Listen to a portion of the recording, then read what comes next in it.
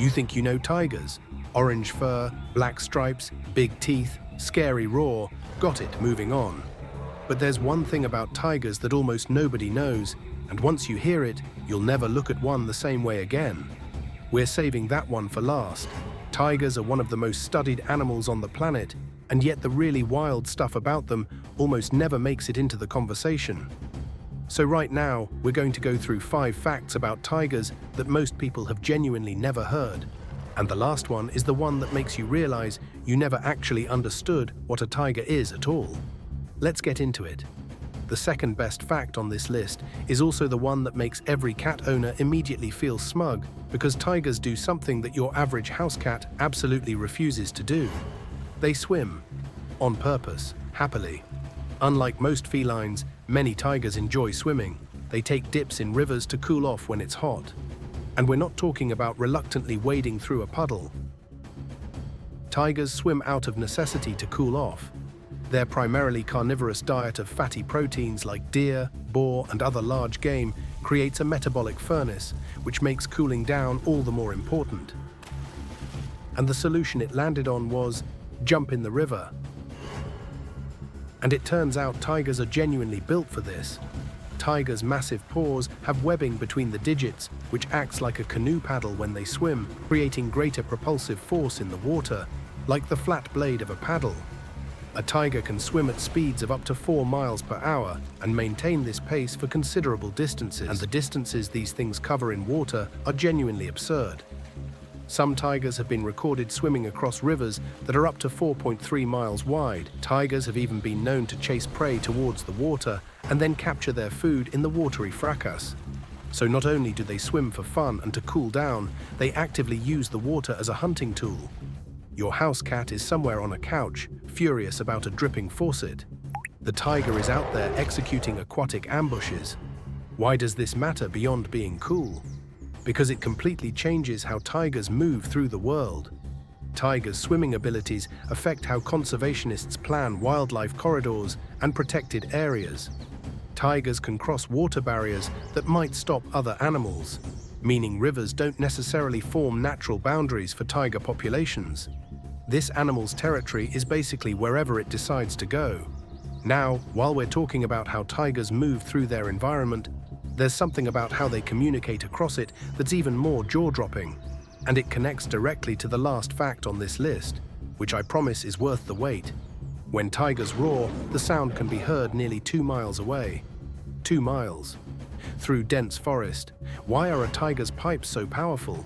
It turns out they can stretch their vocal cords in a special way that pumps up the volume of their vocalizations. The ability of the roar to carry over long distances is crucial for tigers in the wild, as it serves various communication purposes, including marking territory, signaling presence, warning off rivals, or communicating with potential mates. The low frequency of a tiger's roar allows it to resonate and propagate through dense forests and across long distances. But here's the part that genuinely sounds made up.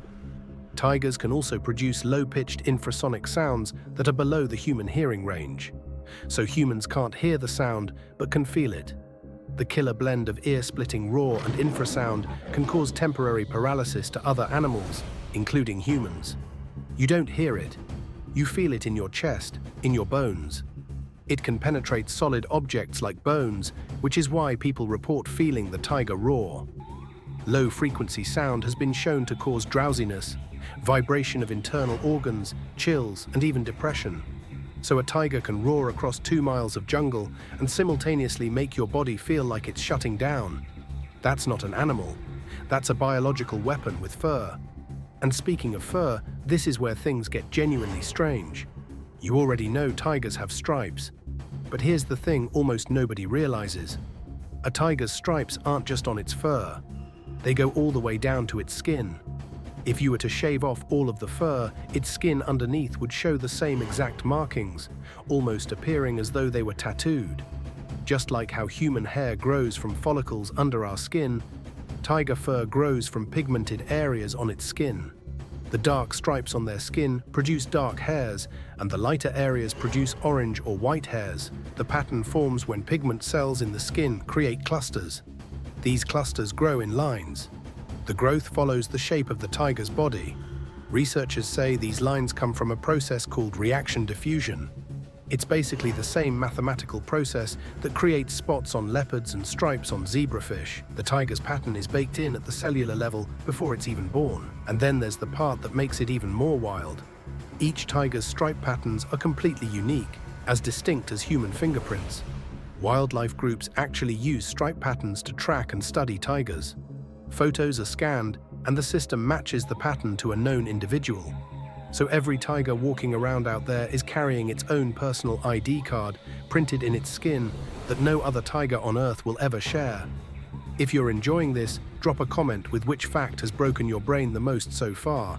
And if you want more wild animal facts like this, subscribing takes 2 seconds, and it genuinely helps. Okay, back to it. Because we still haven't gotten to the weirdest one. Tigers have something called a flamen response. When a tiger comes across a scent mark left by another tiger, a spray on a tree, a scratch on the ground, it doesn't just sniff it and move on. It curls its upper lip back, opens its mouth slightly, and takes a slow, deliberate inhale. It looks bizarre. It looks almost like a smirk. But what's actually happening is the tiger is routing air through a special organ on the roof of its mouth called the Jacobson's organ, which lets it decode chemical information in a way a regular sniff never could. Think of it like the difference between glancing at a text message and actually sitting down to read the whole conversation. The tiger is reading that scent mark in full. It can figure out who left it, how long ago, whether that tiger is healthy, whether it's a rival or a potential mate, and probably a dozen other things we haven't even figured out how to measure yet. It's a chemical intelligence system, and it's running every time a tiger encounters another tiger's territory. And that brings us to the last fact, the one that ties everything together, and the one that almost nobody thinks about when they picture a tiger. No two tigers hunt the same way. We tend to imagine tigers as interchangeable, like they all run the same plays, follow the same instincts, execute the same moves. But that's not actually how it works. Biologists refer to tiger stripes as an example of disruptive coloration, as their vertical slashes help them hide in plain sight by breaking up their shape and size so they blend in with tall grass, trees, and other camouflage-friendly environments. Tigers are solitary hunters who ambush their prey, so the ability to remain undetected while on the hunt is key to their survival. But the way each individual tiger uses that camouflage, the specific tactics it develops, the terrain it prefers, the timing it relies on, all of that is learned, refined, and personal. Some tigers specialize in ambushing near water, using the river the same way we just talked about. Others work through tall grass, using their stripes, those same unique, skin-deep fingerprint stripes, to vanish into the landscape. Each one has figured out its own system based on the territory it grew up in and the hunts it survived.